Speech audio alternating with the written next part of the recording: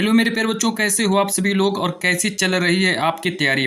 देखो, जितने बच्चे इस बार 2027 में अपना सामाजिक विज्ञान का भाई पेपर देंगे, तो आज की क्लास में हम आप लोगों को बताने वाले हैं कि सामाजिक विज्ञान का जो पेपर है 2027 में भाई कैसा पेपर आएगा। तो पूरा पेपर मैं वैसा ही पेपर आप लोगों के लिए लेकर के आ गया हूँ। यह है मेरे पास सामाजिक विज्ञान का 2027 का भाई मॉडल पेपर है, जिसको मैं पूरा का पूरा सॉल्यूशन के साथ बताऊंगा। क्योंकि अगर ये वाला मॉडल पेपर आता है तो भाई आप लोगों के नंबर भी यहाँ पर 70 में 70 नंबर भी पक्के हो जाएंगे, है ना।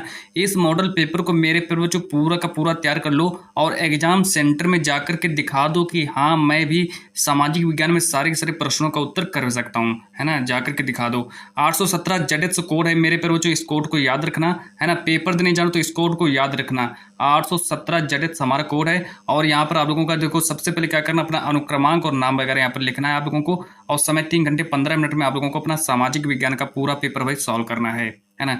ये मेरे पास भाई एक सामाजिक विज्ञान का वायरल पेपर है, जिसको आप लोगों को पढ़ना पड़ेगा।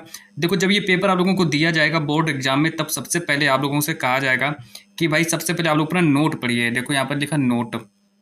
नोट करके दिया कि प्रारंभ के 15 मिनट परीक्षार्थियों को प्रश्न पत्र पढ़ने के लिए निर्धारित हैं। यानी कि भाई पेपर देने जाओगे आप लोगों को, जब ये वाला पेपर दिया जाएगा तो वहाँ पर आप लोगों को 15 मिनट तक भाई पेपर को पढ़ने के लिए दिए जाएंगे, है ना। 15 मिनट कि पहले पूरा पेपर आप लोग 15 मिनट तक पढ़िए कि पेपर में क्या क्या आया है, क्या क्या नहीं आया है। अच्छा, 15 मिनट तक पढ़ने के बाद फिर आप लोगों को क्या क्या पढ़ना पड़ेगा, निर्देश पढ़ेंगे आप कि सभी प्रश्न भाई करना अनिवार्य है। इस पे मॉडल पेपर में जितने भी क्वेश्चंस दिए हैं, सारे के सारे प्रश्नों का उत्तर देना है, भले ही आप लोगों को उसका उत्तर नहीं आता है। अगर आप लोगों को भाई उसका उत्तर नहीं आता है, फिर भी आप लोगों को उत्तर लिखना पड़ेगा, है ना। सभी प्रश्न करना अनिवार्य है। यह प्रश्न पत्र 2 खंडों, खंड आ तथा खंड बा में विभाजित होने वाला है। सामाजिक विज्ञान का पेपर भाई खंड आ और खंड बा करके आएगा, इस बात को याद रखना। निर्देश नंबर 3 कहता है, खंड आ में एक अंक के 20 बहुविकल्पी प्रश्न है, जिनका उत्तर हमको ओएमआर सीट पर दी जानी है ना। तो भाई ओएमआर सीट जो होगी भाई, ओएमआर सीट आप लोगों को कहाँ मिलेगी, तो अब देखो ओएमआर सीट पेपर देने जाओगे तो वहीं पर ही एग्जाम्स, जहाँ आप लोगों का जो एग्जाम सेंटर होगा वहीं पर ही आप लोगों को ओएमआर सीट दी जाएगी, है ना। आप लोगों को ओएमआर सीट घर से नहीं ले जाना है। कई बच्चे सोच रहे हो कि मैं ओएमआर सीट घर से ले जाऊंगा, नहीं, बिल्कुल भी घर से ओएमआर सीट नहीं ले जानी है आप लोगों को, है ना। अब इसके बाद चलो आगे देखो कि अब नेक्स्ट पढ़ेंगे यहाँ से। ओएमआर सीट पर उत्तर अंकित किए जाने के पश्चात उसे काटे नहीं तथा इरेजर अथवा व्हाइटनर का प्रयोग नहीं करना है। भाई जब आप लोगों को जब ओएमआर सीट दी जाए तो आप लोगों को क्या करना है, ओएमआर सीट को बिल्कुल भी काटना नहीं है। उस पर आप लोगों को ब्लेड भी नहीं चलाना है, उस पर इरेजर भी नहीं करना है। कई बच्चे भाई उस पर इरेजर भी कर देते हैं ना, तो उनके नंबर कट जाते हैं। ऐसी गलती नहीं करना है। ये हमारे मानचित्र वाले प्रश्न है। मानचित्र भी आप लोगों को भाई 10 नंबर का मानचित्र आएगा। तो अब आप लोगों का मैं पेपर स्टार्ट कर देता हूँ। पेपर मैं आप लोगों का स्टार्ट कर देता हूँ। सारे के सारे क्वेश्चंस भाई देख लीजिए कि इस मॉडल पेपर में कौन कौन से क्वेश्चंस आए हैं। तो आप लोग सारे सारे प्रश्नों को याद कर लीजिए और जाकर के दिखा दीजिए बोर्ड एग्जाम में कि हाँ मेरे प्यारे बच्चों, कि मेरे पास भी वो ताकत है कि मैं इस मॉडल पेपर को पढ़ करके 70 में 70 नंबर ला सकता हूँ। दिखा दो मेरे प्यारे बच्चों इस बार 2027 में कि हाँ, मैं भी 2027 में टॉपर बन सकता हूँ। क्योंकि मेरे पर जो देखो पेपर मैंने आप लोगों को दे दिया। देखो ये मेरे पास 2027 का खंड 2027 का मॉडल पेपर है सामाजिक विज्ञान का, जिसमें हम आज यहाँ पर देखो सबसे पहले हम बात करेंगे बहुविकल्पी प्रश्नों के बारे में, जिसमें सबसे पहले हम खंड आ के बारे में बात करेंगे। वर्णनात्मक प्रश्न है। देखो जितने भी क्वेश्चंस होंगे बहुविकल्पी प्रश्न जो होंगे, एक एक नंबर वाले बहुविकल्पी प्रश्न आप लोगों के एग्जाम में आने वाले हैं। प्रश्न नंबर 1 कहता है कि वियना कांग्रेस की मेजबानी किसने की थी। तो वियना जो कांग्रेस है, वियना कांग्रेस की मेजबानी भाई किसने की थी, तो इसका राइट आंसर हो जाएगा ड्यूक मेटरनिक। इसका ऑप्शन नंबर 20 सही करेंगे, ड्यूक मेटरनिक ने की थी, है ना। तो वियना कांग्रेस की स्थापना ड्यूक मेटरनिक ने की थी। पूरा पेपर भाई देख लो, है ना। और इसका पूरा मैं सॉल्यूशन भी बताने वाला हूँ, है ना।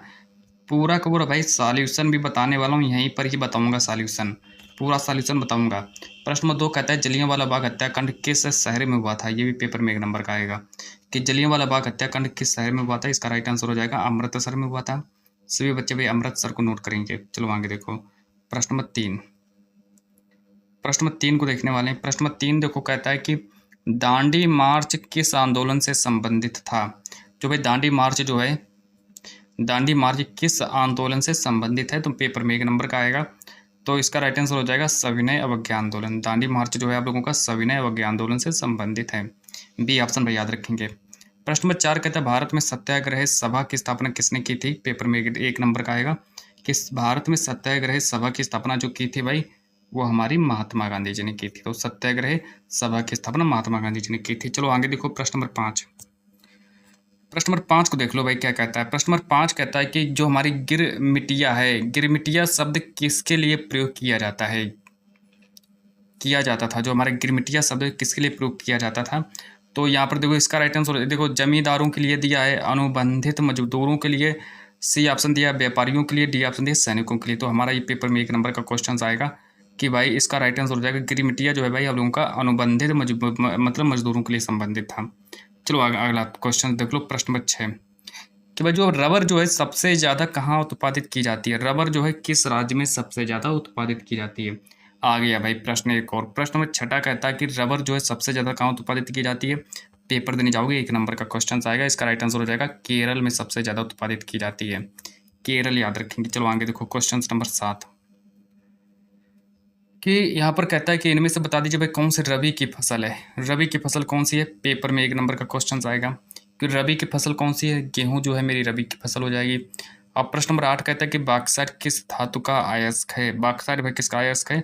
1 नंबर का ये भी आ जाएगा। तो बॉक्साइट जो है मेरा एल्यूमिनियम का अयस्क है ना। दोनों क्वेश्चन तैयार कर लो। आगे देखो भाई क्वेश्चन नंबर 8। क्वेश्चन नंबर 9 देखेंगे। क्वेश्चन नंबर 8 तक कंप्लीट हो गए।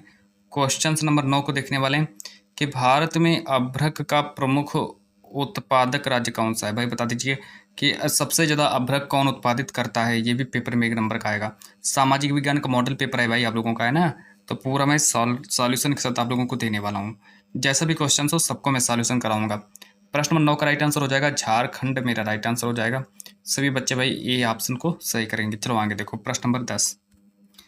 प्रश्न नंबर 10 को लेने वाले हैं हम। प्रश्न नंबर 10 कहता है कि स्वर्णिम चतुर्भुज परियोजना किन महानगरों को जोड़ती है? जो हमारी स्वर्णिम चतुर्भुज परियोजना जो है किन महानगरों को जोड़ती है? पेपर देने जाओगे 1 नंबर का क्वेश्चन आने वाला है। इसका हमारा ऑप्शन नंबर ए सही हो जाएगा, दिल्ली, मुंबई, चेन्नई और कोलकाता। जो स्वर्णिम परियोजना जो है वो इनको दिल्ली, मुंबई और चेन्नई, कोलकाता को जोड़ती है, ऐसे याद रखना है आप लोगों को। चलो अच्छा आगे देख लो नेक्स्ट क्वेश्चन। प्रश्न नंबर 11 देखेंगे हम लोग। प्रश्न नंबर 11 देखो भाई क्या कहता है।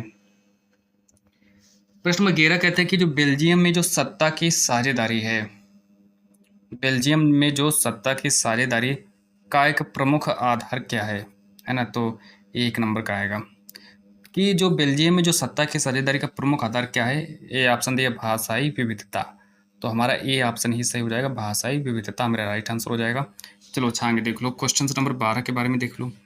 क्वेश्चन नंबर 12 यहाँ पर देखो कहता है, प्रश्न नंबर 12 कहता है भारत में संघ सूची के विषयों पर कानून बनाने का अधिकार किसे है? मतलब कि भाई जो आप लोगों का जो संघ सूची है, संघ सूची के विषयों पर कानून कौन बना सकता है? बताइए कौन बना सकता है? पेपर देने जाओगे 1 नंबर का आएगा। तो संघ सूची पर भाई कानून बनाने का अधिकार जो है वो केंद्र सरकार के पास है, केंद्र सरकार।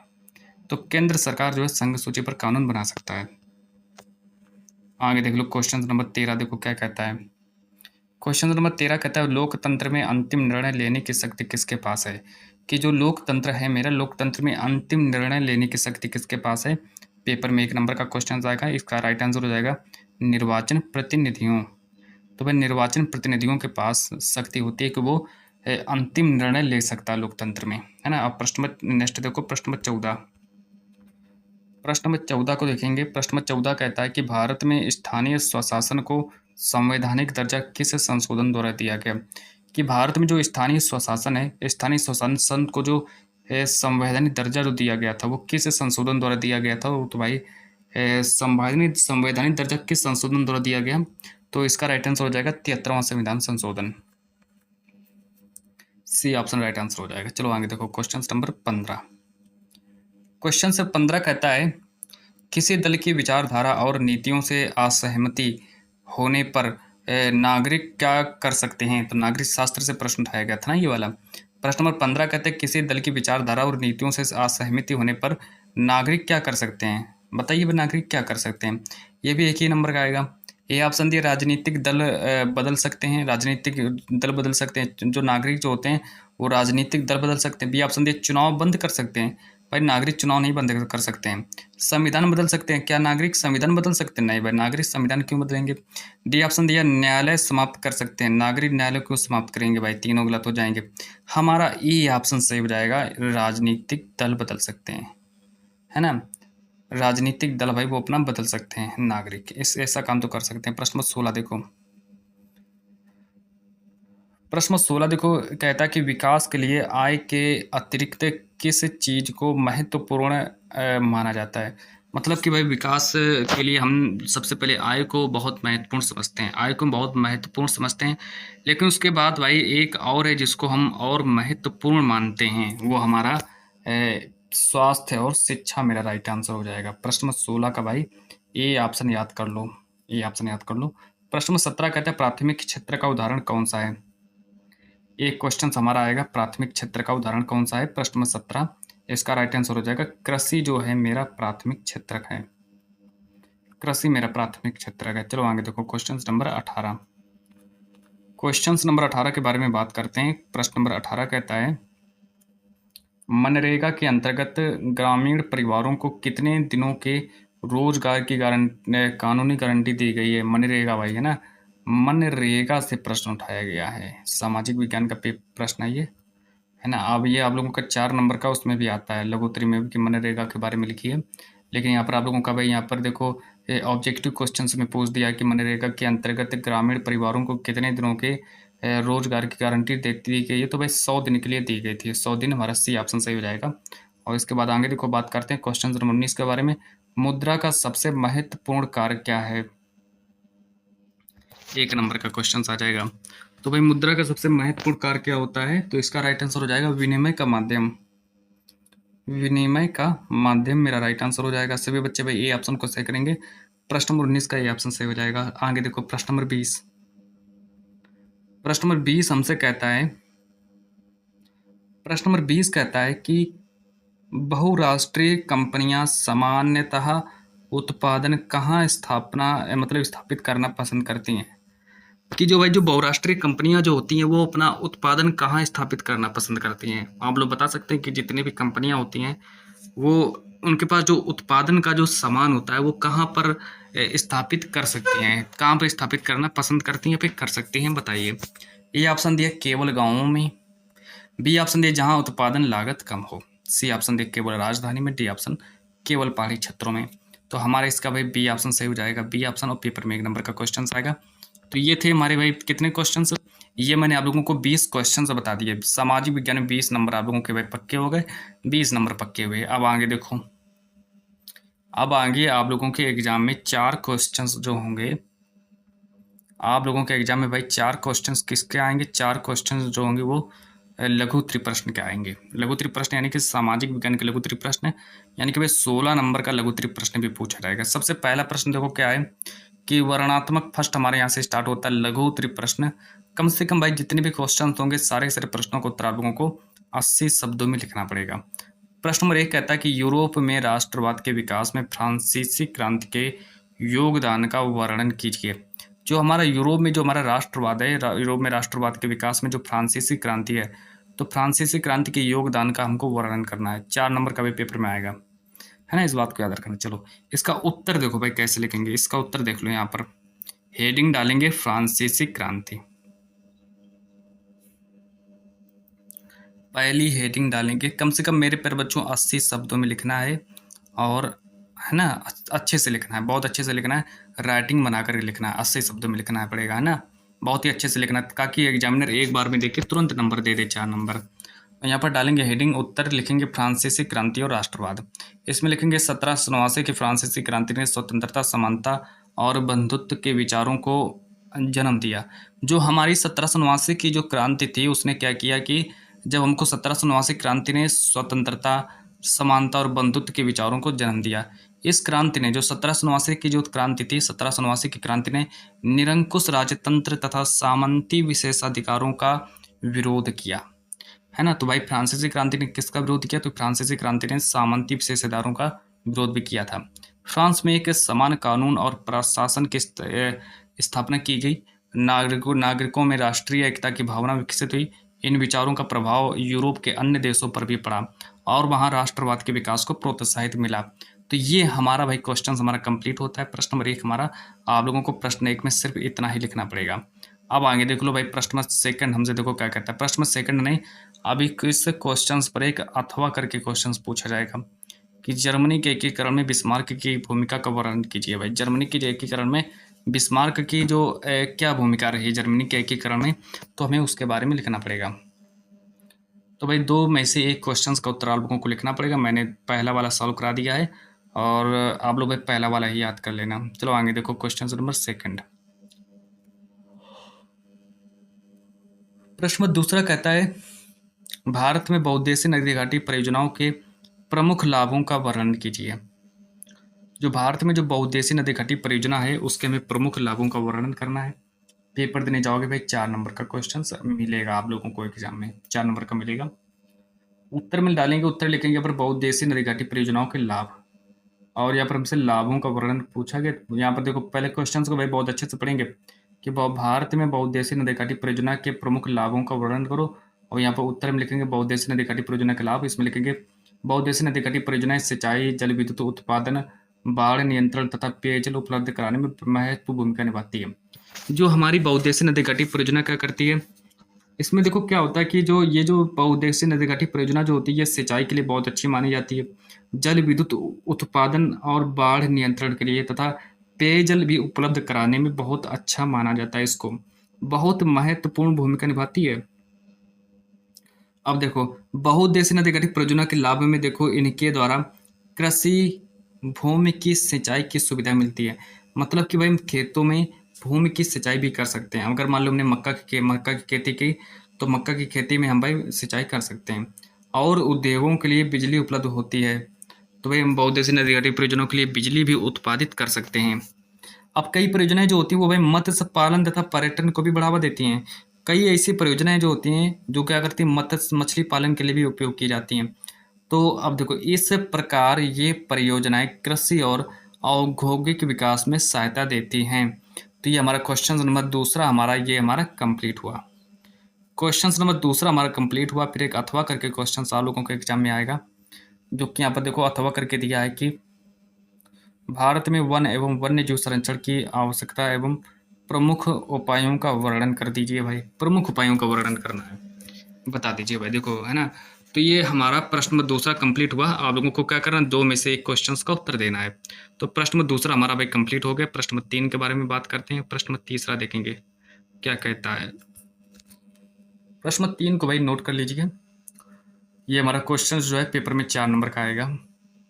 प्रश्न नंबर 3 कहता है, भारत में संघवाद की प्रमुख विशेषताओं का वर्णन कीजिए। जो भारत में जो संघवाद है, तो भाई भारत में संघवाद की प्रमुख विशेषताओं का हमको यहाँ पर वर्णन करना है।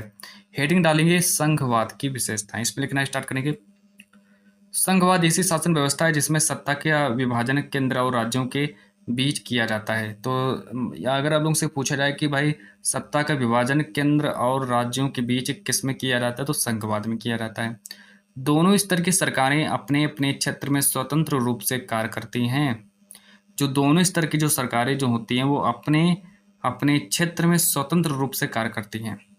भारत में केंद्र और राज्य सरकारों के अधिकार संविधान द्वारा निर्धारित किए जाते हैं। न्यायपालिका संविधान की रक्षा करती है। भारत में स्थानीय स्वशासन के माध्यम से शासन को तीसरे स्तर तक पहुंचाया गया है। तो ये हमारा प्रश्न नंबर तीसरा हमारा कंप्लीट हुआ। प्रश्न नंबर तीसरे में इतना ही लिखना पड़ेगा, क्योंकि भाई 4 नंबर का आएगा तो ज़्यादा लिखने की क्या जरूरत, थोड़ा थोड़ा लिख दीजिए, है ना, तभी आप लोगों को 4 नंबर मिल जाएंगे। अब आगे देखो एक अथवा करके दिया है। अथवा करके दिया है कि भारत में लोकतंत्र को मजबूत बनाने में महिलाओं की भागीदारी का महत्व बताइए। कि भारत में लोकतंत्र को मजबूत बनाने के में महिलाओं की भागीदारी का महत्व बताइए। 4 नंबर का आएगा भाई, अथवा करके दिया है। चाहे ऊपर वाला सॉल्व करो चाहे नीचे वाला सॉल्व करो, किसी का भी उत्तर लिख सकते हो आप लोग। अब प्रश्न नंबर 4 देखिए भाई क्या कहता है। संगठित और असंगठित क्षेत्र में क्या अंतर है, स्पष्ट कीजिए। 4 नंबर का आएगा। यहाँ पर लिखेंगे संगठित और असंगठित क्षेत्र में अंतर लिख दीजिए। सबसे पहले देखो संगठित असंगठित क्षेत्र दोनों हेडिंग डालेंगे। अब इसमें लिखना स्टार्ट करेंगे। संगठित क्षेत्र में रोजगार और कार्य की शर्तें सरकार द्वारा निर्धारित नियमों के अनुसार होती हैं। यहाँ कर्मचारियों को नियमित वेतन, निश्चित कार्य समय तथा अन्य सुविधाएं मिल सकती हैं। इसके विपरीत असंगठित क्षेत्र में है ना, तो भाई संगठित क्षेत्र में क्या होता है कि जो कर्मचारी जो होते हैं, कर्मचारी को नियमित वेतन मिलता है, उनको कर्मचारी को निश्चित कार्य भी मिलता है, समय तथा अन्य सुविधाएं भी मिल सकती हैं। ये संगठित क्षेत्र में होता है। उनको भी नियमित वेतन, नियमित कार्य, नियमित समय मिल सकता है। लेकिन जो इसके विपरीत जो असंगठित क्षेत्र में रोजगारों को क्या होता है, असंगठित क्षेत्र में देखो क्या होता है कि सुरक्षा कम होती है और श्रमिकों को अनेक सुविधाएं नहीं मिलती हैं। कृषि मजदूर, छोटे दुकानदार और घरेलू कामगार असंगठित क्षेत्र के उदाहरण हैं। जो भाई छोटे मजदूर होते हैं, जो छोटे छोटे दुकानदार होते हैं, जो घरेलू जो कामगार होते हैं, उसको हम असंगठित क्षेत्र में रखते हैं। फिर एक अथवा करके क्वेश्चन पूछा जाएगा। अथवा करके भाई देख लो, अथवा करके पूछा गया है कि बैंकों द्वारा ऋण देने में ऋण की शर्तों का क्या महत्व है। अथवा करके पूछा गया। आप लोग भाई इसका भी उत्तर लिख सकते हो। चलो छांगे देखो, ये हमारे लघु उत्तरीय प्रश्न कंप्लीट हुए। मैं आप लोगों को बताने वाला हूँ कि दीर्घ उत्तरीय प्रश्न जो कि भाई पेपर में 6-6 नंबर के क्वेश्चंस आते हैं, तो उनको भी देख लो भाई, कौन कौन से दीर्घ उत्तरीय प्रश्न 6-6 नंबर वाले क्वेश्चन देख लो। सबसे पहली हेडिंग डालेंगे यहाँ पर भाई हम कौन सी, वर्णनात्मक विस्तृत उत्तरीय प्रश्न। कम से कम आप लोगों को 150 शब्द में उत्तर लिखना पड़ेगा। चलो अच्छा, पहला प्रश्न देखो क्या पूछा गया है। पहला प्रश्न भाई आप लोगों का पेपर में 6 नंबर का क्वेश्चन आएगा। प्रश्न नंबर 1 कहता है, भारत में सविनय अवज्ञा आंदोलन के कारणों, प्रमुख घटनाओं तथा परिणामों का वर्णन कीजिए। कि जो भारत में जो सविनय अवज्ञा आंदोलन है, सविनय अवज्ञा आंदोलन के प्रमुख कारण क्या होते हैं, उसके प्रमुख घटनाएं क्या होती हैं, उसके प्रमुख परिणामों का वर्णन कर दीजिए। हेडिंग डालेंगे उत्तर, उत्तर में लिखना स्टार्ट करेंगे सविनय अवज्ञा आंदोलन, है ना। तो भाई सविनय अवज्ञा आंदोलन में हम लोग लिखना स्टार्ट करेंगे। देखो क्या क्या लिखेंगे सविनय अवज्ञा आंदोलन में।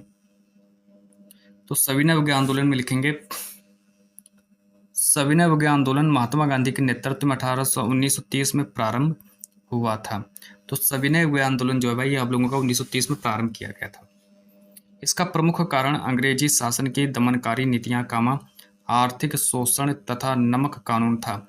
तो जो असहयोग आंदोलन का जो प्रमुख सविनय अवज्ञा आंदोलन का जो प्रमुख कारण क्या था कि अंग्रेजी शासन की दमनकारी नीतियां, आर्थिक शोषण तथा नमक कानून पर था। गांधी जी ने नमक कानून को तोड़ने के लिए साबरमती आश्रम से दांडी तक मार्च किया और 6 अप्रैल 1930 को नमक कानून का उल्लंघन किया। इसके बाद देश के अनेक भागों में लोगों ने विदेशी वस्तुओं का बहिष्कार किया और सरकारी कानूनों का शांतिपूर्ण ढंग से विरोध किया। महिलाओं, किसानों, व्यापारियों और विद्यार्थियों ने भी आंदोलन में भाग लिया। अब देखो भाई सविनय अवज्ञा आंदोलन में देखो महिलाओं ने भी भाग लिया, किसानों ने भी भाग लिया था और विद्यार्थियों ने भी भाग ले लिया, है ना। अंग्रेजी सरकार ने अनेक नेताओं और कार्यकर्ताओं को गिरफ्तार किया। आंदोलन ने भारतीयों में स्वतंत्रता की भावना को मजबूत किया और ब्रिटिश सरकार पर राजनीतिक दबाव बढ़ाया। इस आंदोलन ने भारतीय स्वतंत्रता संघर्ष को व्यापक जन समर्थन प्रदान किया। फिर एक अथवा करके क्वेश्चन आएगा कि भारत में असहयोग आंदोलन के कारणों, कार्यक्रमों तथा परिणामों का वर्णन कीजिए। तो भाई प्रश्न नंबर 1 हमारा कंप्लीट हुआ। और ये देखो हमारा थोड़ा बड़ा, इसका बड़ा देखो आंसर थोड़ा बड़े टाइम में लिखेंगे ना, जिस तरीके से मैंने लिखा है इतना बड़ा बहुत आंसर होता है, बस इतना ही बड़ा लिखना है जितना बड़ा मैंने लिखा है। और इसके बाद हम ले चलते हैं क्वेश्चन नंबर 2 के बारे में, है ना। तो इतना बड़ा बड़ा लिखना है जितना मैंने लिखा है। लघुत्तरी में कम से कम आप लोगों को, लघुत्तरी में आप लोगों को 80 शब्दों में लिखना पड़ेगा और जो विस्तृत उत्तरीय प्रश्न जो होंगे उसमें आप लोगों को 150 अंक में लिखना पड़ेगा। चलो आगे देख लो भाई क्वेश्चन नंबर 2 पेपर में 6 नंबर का आएगा। भारत में खनिज एवं ऊर्जा संसाधनों के संरक्षण की आवश्यकता क्यों तथा प्रमुख उपायों का वर्णन कीजिए। कि जो भारत में खनिज एवं ऊर्जा संसाधनों के संरक्षण की आवश्यकता तथा प्रमुख उपायों का वर्णन कर दीजिए भाई, बताइए। चलिए भाई इसका वर्णन करते हैं। यहाँ पर डालेंगे उत्तर में लिखना स्टार्ट करेंगे खनिज एवं ऊर्जा संसाधनों का संरक्षण। चलो देखो इसमें देखो कैसे लिखेंगे खनिज एवं ऊर्जा संसाधन संरक्षण। खनिज एवं ऊर्जा संसाधन औद्योगिक और आर्थिक विकास के लिए अत्यंत महत्वपूर्ण है। कोयला हो गया, पेट्रोलियम हो गया, लौह अयस्क तथा प्राकृतिक गैसें जैसे संसाधन सीमित और समाप्त होने वाले हैं। इनके अत्यधिक उपयोग से भविष्य में इनके भंडार कम हो सकते हैं तथा पर्यावरण पर भी प्रतिकूल प्रभाव पड़ सकता है ना। क्योंकि भाई जितना हम देखो, अगर हम कोयले को बहुत ज़्यादा उपयोग करेंगे, पेट्रोलियम को बहुत ज़्यादा उपयोग करेंगे, लौह अयस्क का बहुत ज़्यादा उपयोग करेंगे, प्राकृतिक गैस जैसे संसाधन सीमित और समाप्त होने वाले हैं, इनके अत्यधिक उपयोग से भविष्य में इनके भंडार कम हो सकते हैं, है ना? तो भाई भविष्य में इनके भंडार कम भी हो सकते हैं।